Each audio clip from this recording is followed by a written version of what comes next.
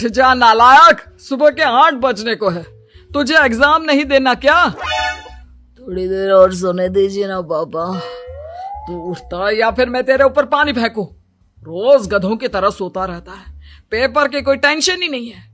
और एक हमारा समय था जब हम पेपर में फेल होने के डर से रात भर पढ़ा करते थे, सो ही नहीं पाते थे। तो क्या आप उसका बदला मुझसे लेंगे? मैं 15 मिनट बाद उठ जाऊंगा, आप प्लीज जाइए, मुझे डिस्टर्ब मत कीजिए। इतना कहकर रौनक रजाई ढककर फिर से सो जाता है। तू वैसे नहीं मानेगा, रुक मैं अभी पानी लेकर आता हूं। बस फिर क्या था, इतना कहकर वो भागते हुए बाथरूम में जाते हैं और पानी की एक बड़ी सी बाल्टी लाकर रौनक के ऊपर फेंक देते हैं। पानी पड़ते ही रौनक झट से उठ जाता है। ये आपने क्या किया पापा? अब तो उठेगा नहीं तो यही करना पड़ेगा ना।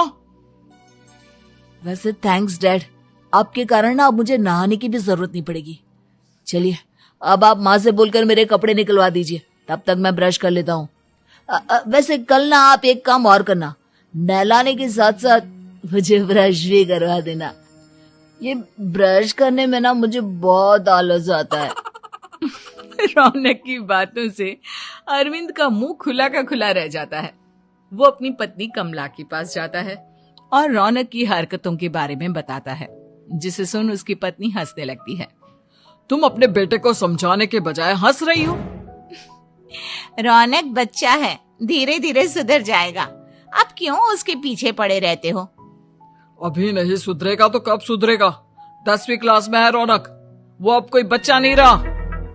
अरविंद की इतना बोलते ही वहां रौनक भी आ जाता है। क्या डैड, मैंने आपको एक काम दिया था, वो भी नहीं हुआ आपसे। अरे क्या हुआ बेटा? माँ, मैंने डैड से बोला था कि वो आपको बोलकर मेरे स्कूल की यूनिफॉर्म निकाल दे, लेकिन मेरे पीछे पड़ने के अलावा इनसे एक काम ढंग से नहीं होता। देख रही हो कमला, देख रही हो अपने लाडली को? अरे आप चुप रहिए जी। चलो बेटा, मैं तुम्हें कपड़े निकाल कर दे देती हूँ। बस ऐसे ही साल पर साल बीतते जाते हैं, लेकिन रौनक के रवैये में कोई बदलाव नहीं आता।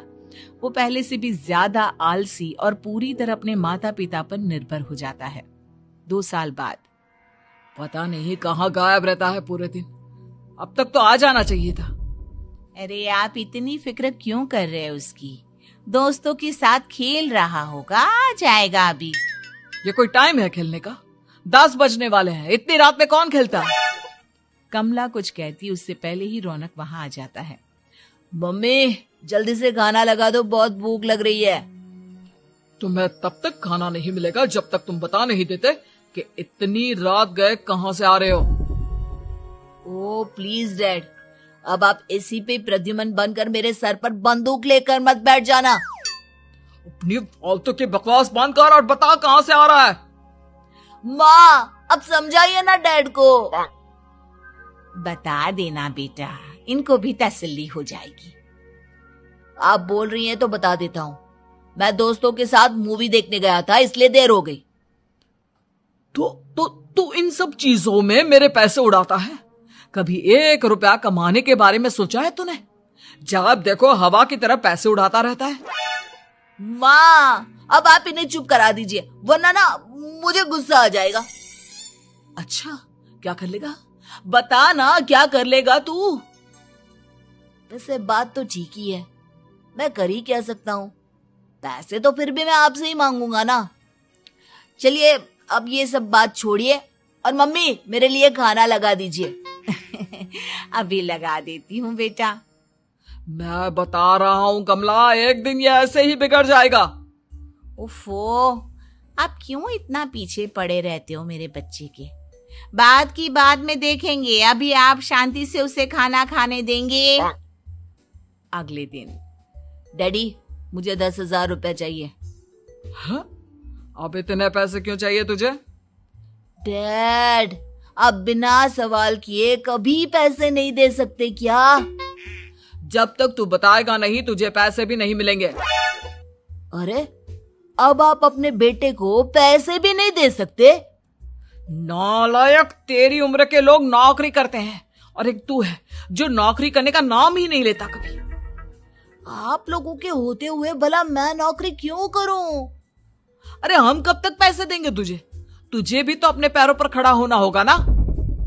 कौन सा उधार के पैरों पर खड़ा हूं? अपने ही तो पैरों पर खड़ा हूं मैं।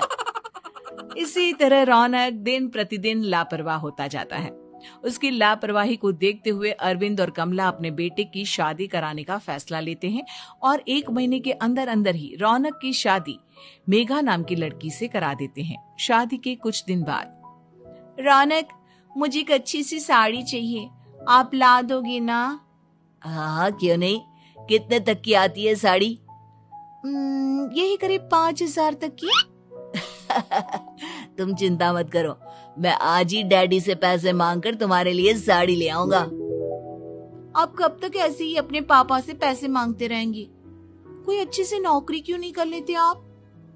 अरे डैड के होते हुए मुझे नौकरी करने की जरूरत ही क्या है?